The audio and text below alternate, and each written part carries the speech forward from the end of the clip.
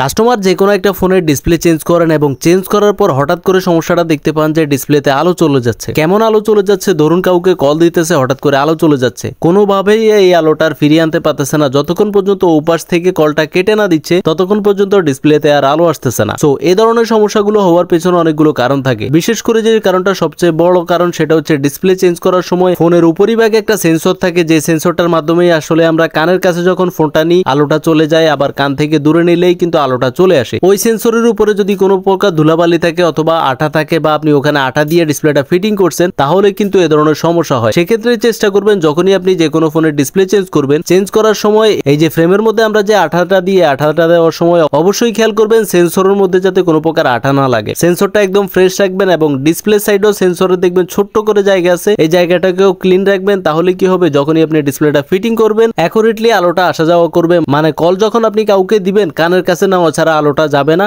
এবং আর সমস্যাও করবে না।